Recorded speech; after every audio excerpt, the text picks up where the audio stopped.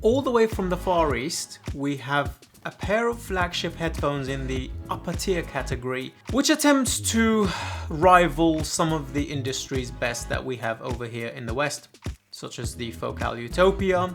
And then back to the East again, the Hi-Fi and Susvaras. Those are obviously $6,000, so slightly more expensive than these $4,300 headphones.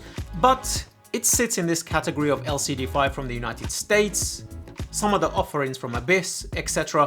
And we will be reviewing this headphone against those headphones on some of the industry's best source chains. So, without further ado, let us begin.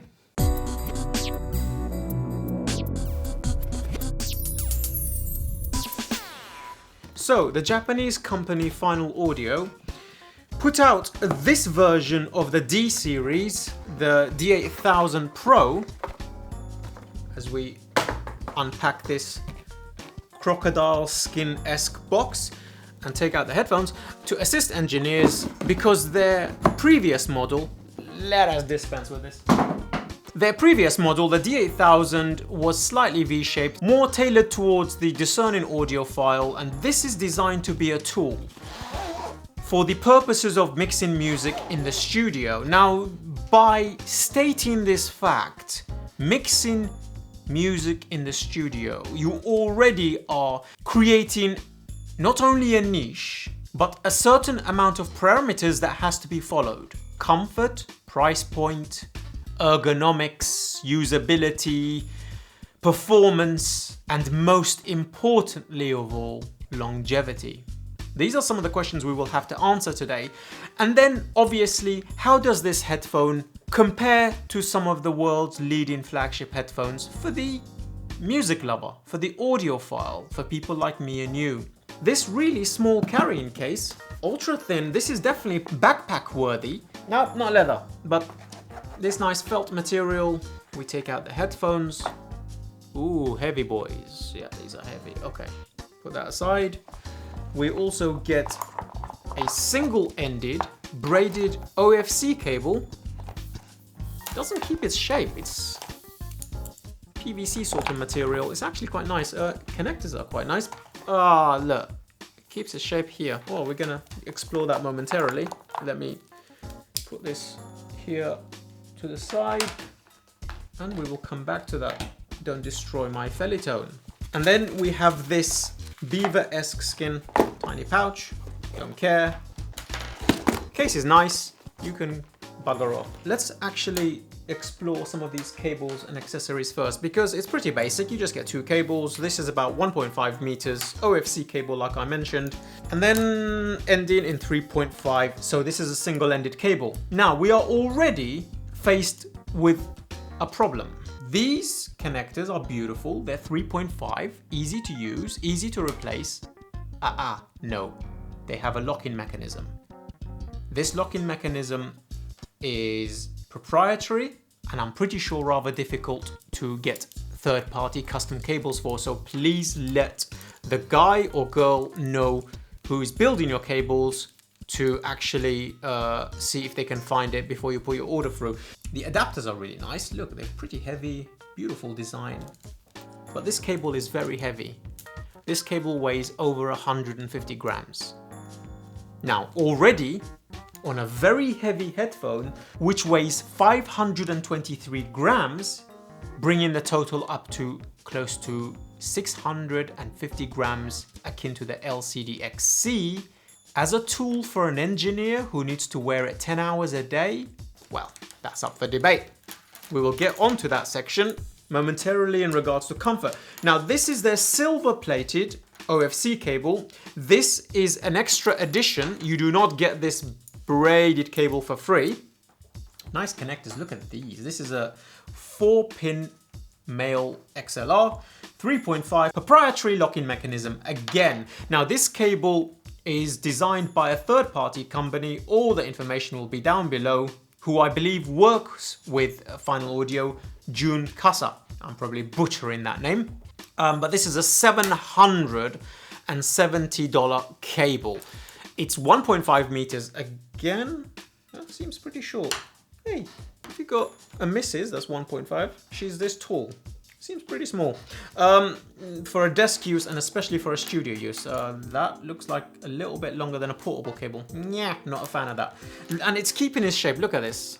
Look at this PVC. It's so stiff. It's janked galore. No, I mean, it spools nicely, but because of it being spooled in the box, like so, you find it's kept its shape like that. I don't like this cable. I think it's way too expensive.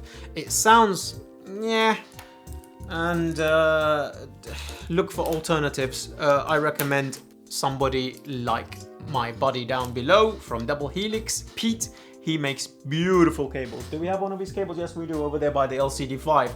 I'll throw some on screen. He makes absolutely beautiful ergonomic cables, and I'm pretty sure you can get a decent one that is ultra light for a lot less money than these. But you might actually like these cables. It's up to you. I do not like it. I think it's ergonomically a freaking nightmare. And it sounds okay though. It really does. So bear that in mind. There's a lot of technologies that have gone into this cable actually. It's one of the, apparently due to the specifications, one of the fastest conductors in there for audio, and they use it for supercomputers and stuff. All seems very interesting, but we are trying to listen to music, not contact the Starship Enterprise. Yes, so picking up the headphones. Finally, this is what you're all here for. So these headphones, like I stated, 523 grams, built out of a alloy that's magnesium and aluminium. Headband, definitely leather. Very little padding, very stiff, and nicely cinched around the skull. If you've got a head shape this size, but look, I mean, it's rather stiff. So if you've got a huge head, you might have problems. I tell you what I do like, climbing down from the headband to these cups, which we will get onto momentarily. These are beautiful. By the way, these are a planar headphone, so these are not dynamics. These go alongside LCD5 Mia and Susvara Mia, and some of the other offerings like Abyss 1266, etc. This sliding mechanism is very much reminiscent of the Meze Elite and Meze Empyrean.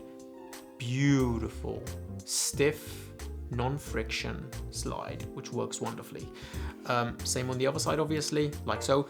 And this headphone does something really strange, which is basically rotate a cup like so, forward and back, I would say about 30 degrees, like this. Not just, I mean, let me show you like this. So like this, it spins. So you can actually adjust where the cable goes, if it's on your shoulder, behind your shoulder, or forward leaning like so. The indicators are flipping awful right and left. It's very difficult to tell which side is which.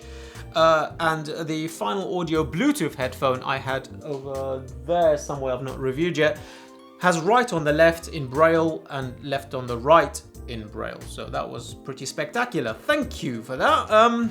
Yeah, a little more attention to detail. I mean, come on, you could have put a dot or something on it. It's rather difficult to tell because the way the headphones are designed, it's like the Meze 99 Classics where you can wear it on both sides, and if you're not careful, yeah, of course the sound is different. The mid-range is very different, but honestly, there has been times when I've quickly put it on my head, walked around with it, and realized, oh yeah, these freaking things are backwards.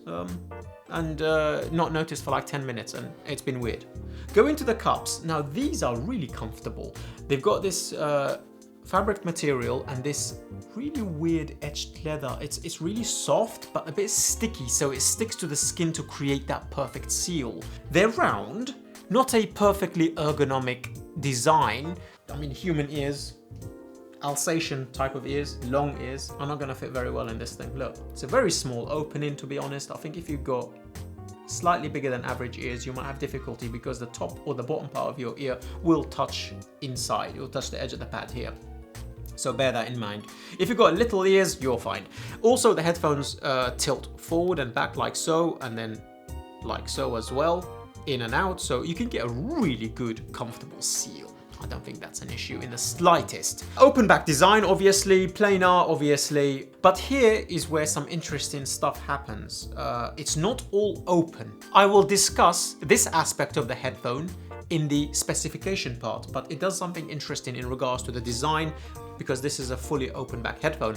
Below, obviously, we have the 3.5 entries and they've got a locking mechanism. Have we missed anything? No, we haven't. So these are the headphones. You can get them in silver or black, beautifully designed. Whether the aesthetics is for you, that's subjective. But I think they're quite beautiful and a bit out there. They're interesting.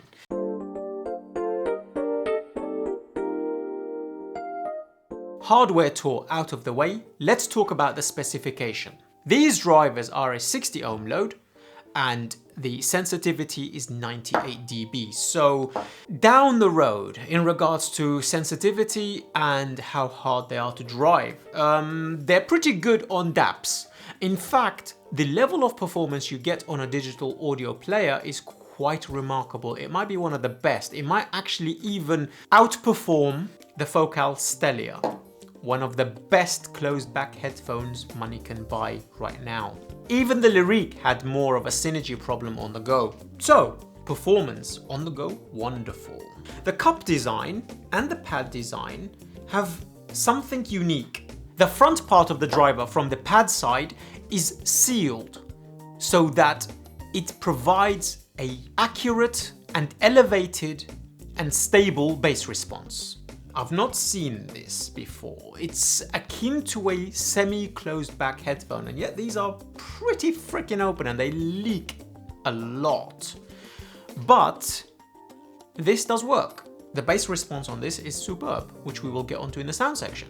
Using a patented design AFDS air film damping system, they have solved the issue of the diaphragm coming into contact with magnets to create a stable and non-distorting field in the delicate parts of the soundscape. It sounds quite interesting, and it does not add anything in regards to haze and in regards to clarity, which is quite good.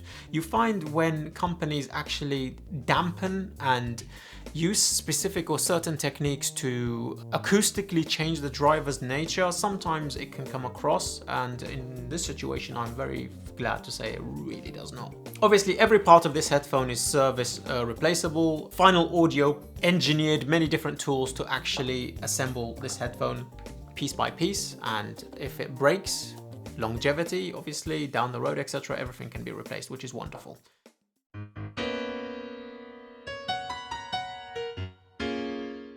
So, getting all that out of the way, and some of the irks and quirks, let's talk about comfort. These headphones are not very comfortable, subjectively, for my head. They are alongside the LCD XC, which are comfortable for the first 10 minutes, and then within an hour I have to take them off. It's not that the pads are not comfortable, they're ultra comfortable in fact. It's not that the clamp is too much, because the clamp is actually very good. It's the fact that the weight of these headphones resides in these cups with the magnets obviously as the center point, and this type of headband with this little amount of padding and with no suspension strap to actually alleviate some of this, it's a bit annoying. It definitely weighs the head down, and I find using one of these heavy cables, I mean, like together, look at this. These two headphones together like this weigh as much as an HD800S. Weighs the headphone down in a very strange manner. You find the cups are dragged down, and because the pads are not stable on the cups, they move a little bit, the way ZMF pads do sometimes, like the Verite Closed. You find the cups are dragged down like this, but the pad is still up there. So therefore, some pressure builds here on the top of the ear by dragging it down like this, and I find that to be really irksome after a while. But your mileage may vary. All of our heads are very different, but for me, when I'm walking around with these, I can tolerate it and I completely forget about it. They're very comfortable. But if I'm sitting at the desk like this, quite honestly, after about an hour, they do need to come off. They breathe very, very well. The opening for the cups is good for my ears, but your mileage may vary again. I think a lighter cable is not only necessary, but would be really convenient too, honestly. I will discuss whether these are a good headphone for audio engineers in the caveat section. A very weird place to put it, but there's a lot to say, and I'll rather jump onto sound first because we have a lot to get through. So let's go on as we mean to.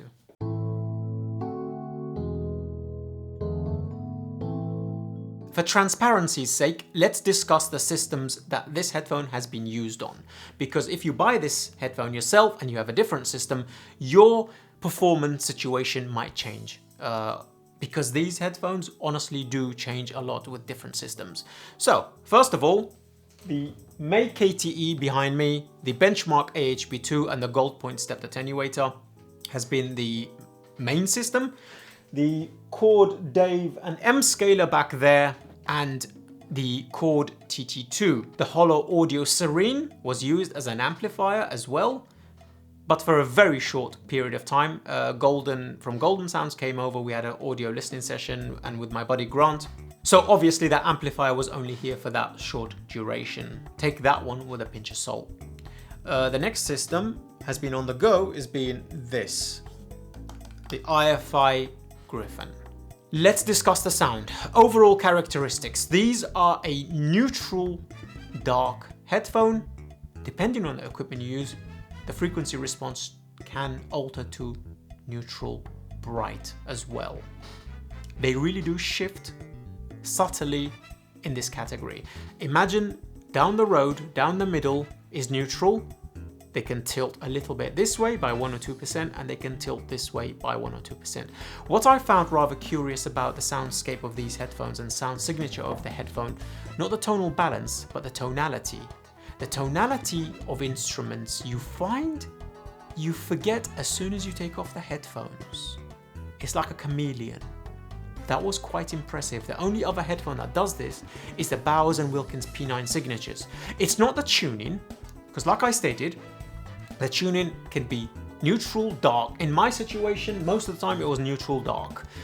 Subtly, very subtly. But the tonality of that sound signature, you tend to forget, which basically means it's colorless, which basically means you get what the instrument actually is. This is a wonderful characteristics for the studio environment.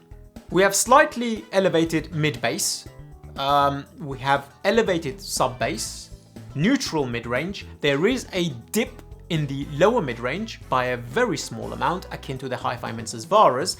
I think actually it might be even less. So if the Hi-Fi Susvaras dips by 1.5 dB, this dips by 0.75. It's very subtle. Then we go up to the mid-mids, which is very neutral down the middle, and then the upper mid-range tend to rise a little bit. Then it feels like we have a dip again in the lower treble region, and then rising in the mid treble and upper treble without it being too shimmery. It's quite laid back, it's quite smooth sounding. So smooth sounding in fact that it works with a multitude of genres, and yet you lose none of the detail. These headphones are quite honestly approaching Hi-Fi Susvaras. Not quite there yet, but they truly deserve the moniker a flagship headphone, a $4,000 flagship headphone, because they provide the looks, they provide the build quality, and most importantly of all, they provide the versatility for all genres of music. And yes, you can use them for mixing in the studio. That mid-bass might have to be taken into consideration because it is a little bit risen. It definitely feels as though it's in this slightly mid part of the mid-bass, so around 150 hertz, maybe a little bit lower, maybe a tiny bit higher. It's really difficult without measuring equipment, but it does rise in this region a bit, and you can actually tell it's elevated with real instruments and music like classical and things like that, where it tends to be a little bit jarring, not bloated, a bit subwoofer-esque, a bit soft bass. Good punch, but definitely not quite conducive to a good cohesive sound for some of these genres. For EDM, absolutely superb.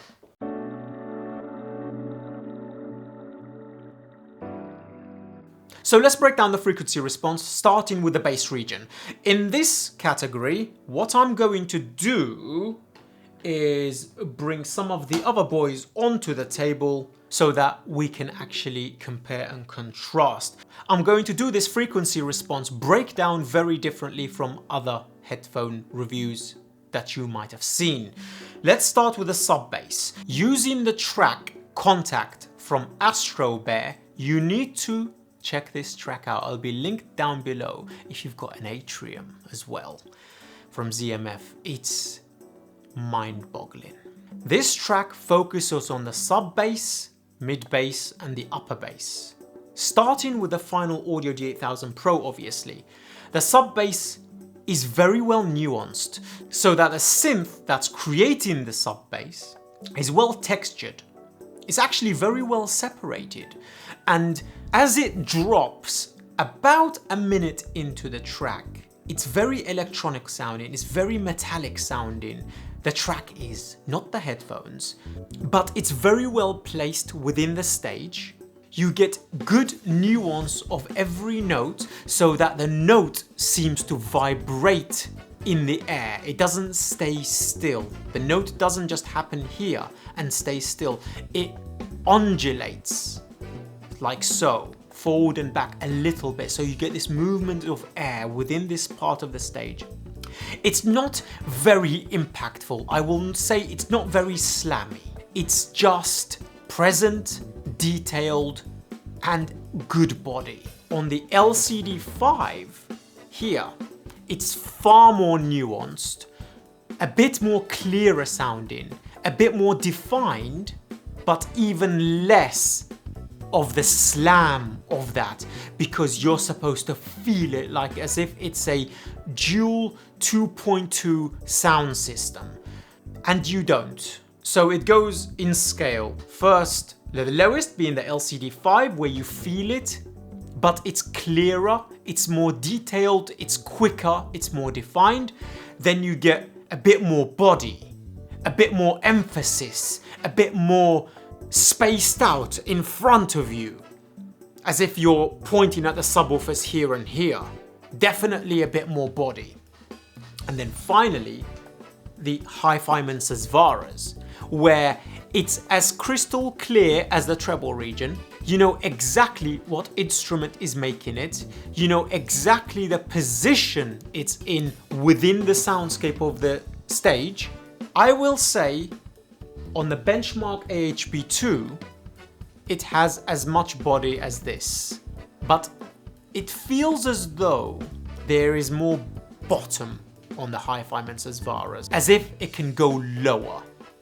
The Final Audio D8000 Pro can sustain the sub-bass notes very well. As you're going up the scale, C, D, E, F, etc., F is higher than C, obviously, within the scale, yet you get the same amount of resonances, which is wonderful. Climbing up to the mid-bass, using the same track still, the punch from the kick drum is definitely more apparent on the LCD5 in regards to detail, in regards to position of audio within the stage. The Final Audio is definitely more impactful, more elevated, and definitely makes its presence known. Finally, Susvara's punches hard, really hard. I mean, the battle in this point is between these two. But for this track especially, the ZMF Atrium brings the most bass, amount of bass, spatial positioning, and fun out of all of these. These are all reference. That one is tuned to be enjoyable. Subjectively, I choose that over all three, for this track specifically. The upper bass region is actually very well controlled on all three, so that it supports the treble region very, very well. Using this track, no part of that track feels ethereal. They support the treble region very well.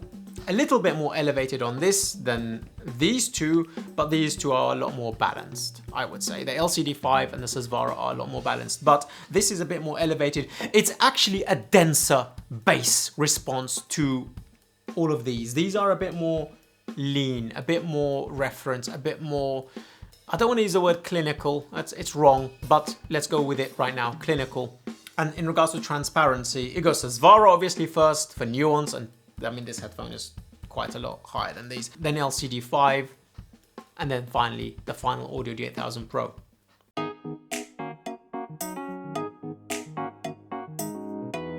For the mid-range, let us choose Adele's Skyfall. This has a lot of horns, a lot of reverberation around the stage, and her vocals are very present. We find in the lower mids, there is a dip on the Susvaras, there's a dip on the final D8000 Pro. It's crystal clear, glass window-esque on the LCD5. The most pleasing of the three, I think. Most definitely. And it feels as though the hi-fi and Susvaras, depending on what equipment you use, can be exacerbated or reduced. And on the benchmark HV2 and the May, definitely is filled in a lot more. On the final audio, because the drivers are really quick, they're good drivers, they're very technical, very resolving. You know it's there tonally, you don't miss it via the instrument or the voice, which is wonderful. And LCD5, perfect. Climbing up to the mid-mids, it's very neutral on all three, down the middle. I would say lushness, I'll give to LCD5. I will give to final audio D8000 Pro next, with Susvaras being on top, again obviously for nuance, clarity, detail and texture. But focusing on the D8000 Pro, using these two as reference, and obviously on the Atrium, it's extremely engaging, designed to be lush, designed to be heart-grabbing, and designed to be very, very, very, very well done. And not reference at all, just lush and a bit beautified. But on the D8000 Pro, vocals are very present. The mid-range is very nuanced. Voices pop right here, they come forward and back, and you can almost see the expressions on Adele's face. I don't know what the hell she was eating that morning. I'm not getting good vibes off of that song, but she's not smiling. What's mesmerizing is the fact that you can almost see the expressions on Adele's face on all three headphones. The nuance, the breaks in the voice, the smoothness at times, definitely the tone of expression is very definable, very audible and very detectable on all three headphones. I would give the clarity to Susvara's first, final audio almost nipping at the heels, and a bit more lushness on the LCD5 where it feels as though it's a bit more engaging at times. I'm a mid-range freak, so take that with a pinch of salt.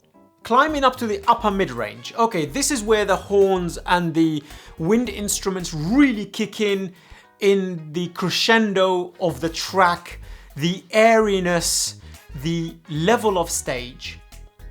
Coherency is very good on the final audio. Separation is very good. Though there is a dip again. It rises from the mid-mids, but there is a tiny dip again here. And I would say it feels a little distant, and if the music isn't mastered very well, it's still kind of forgiving, and you can literally throw any genre of music on here. It's good, it's very coherent. Instruments separate very well in this region. The Atrium's weakest point of the drivers was this part of the frequency response, and yet it was still very engaging, I found personally. But I would say the discerning part of the driver kind of fell apart a little bit.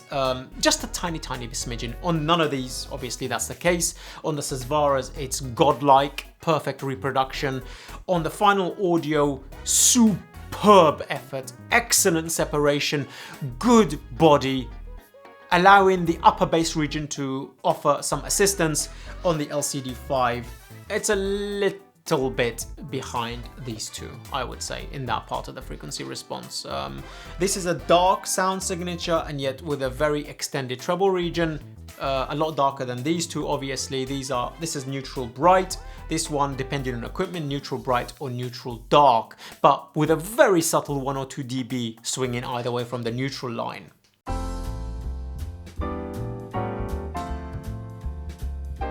Okay, let's discuss the treble region. This is interesting. We're going to use the artist Atomship, the album Crasher 47 track 2, Mothra. This track is strewn with cymbals. I think the most amount of cymbals I've ever seen on a kit. I think he uses roughly 14 cymbals in this track alone, is ridiculous. Double pedal bass drum, a lot of reverberation on the vocals, good stage, and beautiful clarity of mid-range. It's a perfect track for testing treble region in regards to splashiness, etc. The D8000 Pro is smooth. ultra smooth, but you lose none of the detail. Cymbals have got a fantastic body going from the lower treble to the mid to the high. There is a dip in the lower treble, but you use none of the resolution. The swelling of the crashing of cymbals is very well defined. Ride cymbals with the upper end of the spectrum has a good metallic sound, so the timbre is very correct in the treble region. The LCD5 has more detail and more resolution, if you can believe it, like much more. But yet the treble region is rather forward on these and it extends really well. But for cymbals, timbre wise, it fails. It has the least capability in the timbre region compared to these other two. The Atrium was a delight, but it was quite laid back. I don't remember ever being fatigued by the Atrium. On the Hi-Fiman Susvaras, if the mastering is not done well, you will know about it. It will tell you. Resolution is more than the LCD5. LCD5 is more than the D8000 Pro. The D8000 Pro is smooth. It's really well done. The discerning nature of imaging and the separation is done very well. Each instrument is distinctly spaced out in the stage very nicely. Take in the reverberation characteristics of all these three headphones. This song is overlaid with reverb, and the D8000 Pro has the same discerning nature like Susvara's, where you can hear the voice distinctly there and you can hear the sampling and the overlay of reverberation over the track. It separates the two characteristics and nuances very clearly. Not so much on the LCD5, it's all one thing. On Hi-Fiman Susvara's, it's even more capable. It's even clearer, it's even more distinct. All three headphones are rather airy without sounding ethereal. Excellent support from the upper bass region. Let's talk about timbre, micro detail, slam, punch, and all the rest of the jibber jabber. Timbre goes Susvara, D8000 Pro, and way behind LCD5. Timbre on this headphone is pretty superb actually. Everything sounds very realistic, especially drum skins, especially vocals. It's very well nuanced. Very happy with that. Nothing to complain about. Punch is there in the mid-bass region.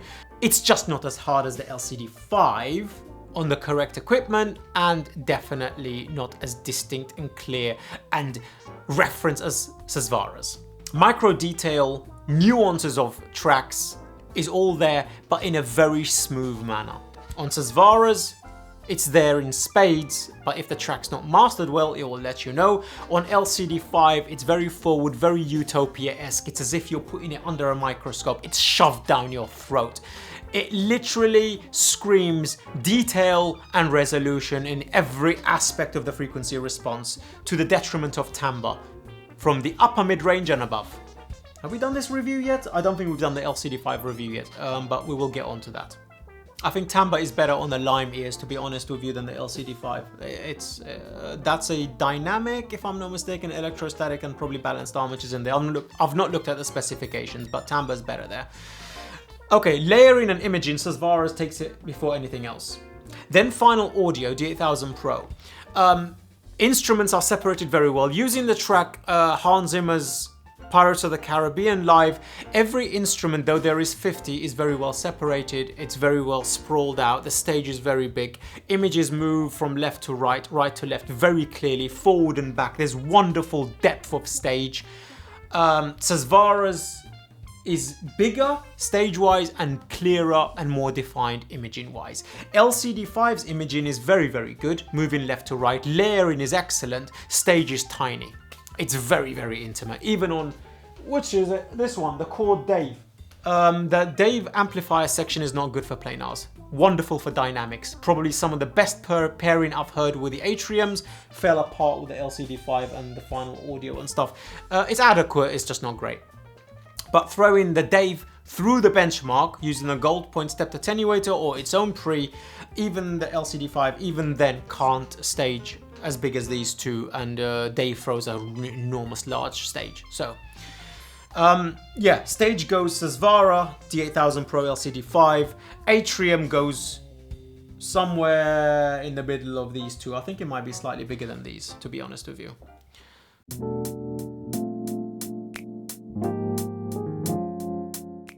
So that gives you a good indicator of what the headphones are capable of. Let's discuss system pairings. Putting the D8000 Pro on the iFi Griffin on the go provides a good neutral soundscape. Sub bass is not really there, mid bass is definitely there, it's very punchy, good mid-range, but it does sound like you have got this headphone on a bad source. Susvara's is a no-go, LCD5 it's okay. Definitely the D8000 Pro gets more performance out of the Griffin. It's a very good unit and it's not a very expensive unit either for on the go. Sticking the D8000 Pro on the benchmark and AHB2, you get bigger stage, layering and staging is rather wonderful, punch is excellent, sub bass because of the headroom, and using the May KTE really assists with that organic nature because of NOS, non-oversampling used on May. And when we go to HQ Player using 4 million taps, for EDM music, separation becomes even more distinct. Stage opens out a lot more wonderful. On the Dave, you get a blacker background. You get a bigger stage, but vocals tend to stay rather stabilized right here. I prefer the AHB2 and the May for the D8000 Pros, honestly. A $4,300 headphone requires a powerful chain, and that's a almost $11,000 chain. So putting the May and the M scaler on the AHB2 with this headphone is another sublime one, but you're looking at 19,000 or so. Give or take 1,000 here and there. It shines on a high-end system. It really does. LCD5 definitely is faster. This is a bit slower in the bass region, but it's technically better overall. It's a better headphone. I just wish the ergonomics and the design was like this. This is what a true flagship headphone should look like. Learn something, Susvara. But comfort, Susvara takes it every time. But ergonomics, look at this thing. Can't wait to review it. It's amazing, it really is. On the TT2 and the M scaler, yeah, good performance. Obviously not as clear and distinct as defined as the Dave or the May, but excellent drum skins, excellent vocals, big sound stage, good sub bass, good punch, beautiful tonality, especially using the warm filter because this is neutral. Whether dark or bright a little bit, that depends on the systems you use. I like to use a crossfeed at times, and I like to use the warm filter. It really does give it a little bit of flavor, a little bit of something. After doing the Atrium review, which should be out way before this, my soul cries out for that lushness. So anything to add a bit of flavor to these.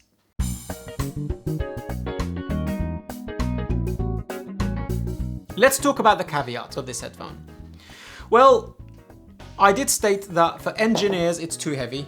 I don't think they can wear this for all day. It's 523 grams, and a cable like that, they have to get a third-party cable. It's too short, too ergonomically inferior. Looks nice, built well, but no, not a fan.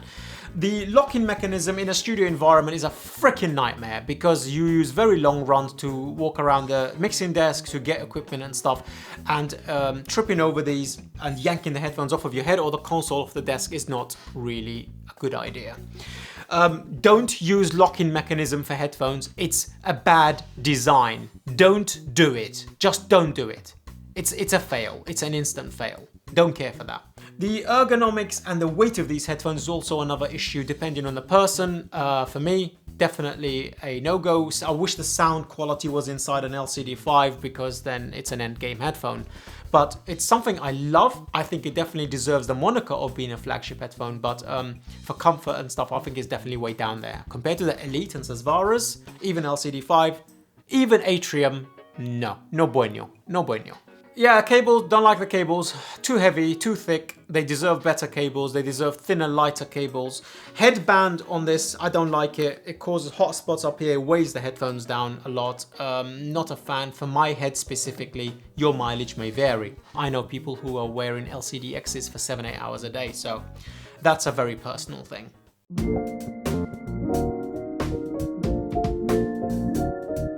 That's some of the caveats, really. Not many. Not many trade-offs. It's a wonderful, beautiful, well-performing headphone. Let's do the scores, shall we? So, sound, 4 tigers out of 5. Build quality, 4 tigers out of 5. Ergonomics, 3 tigers out of 5, because I've had a lot more uncomfortable headphones. Quibbles, accessories, lock-in mechanisms, 2 tigers out of 5 tops, and I'm being generous. The Final Audio D8000 Pro is a flagship headphone. You assess from this review the caveats and to see if they meet or exceed your expectations. I am proud to say this headphone deserves a 3 solid tigers, approaching 4. But I think if it had a little bit more ergonomic cables with it, or the headband was a little bit thicker, maybe get a pilot pad from ZMF and just stick it underneath like I did with the Diana V2s. That might actually assist a lot more. Ooh, in fact, I need to point that out to some of the users of this headphone in our chats. Talking about chats, the private Telegram chat can be found on Patreon, where you get early reviews, access to me there via voice, any new equipment that comes in, we yell about, talk about, shout about.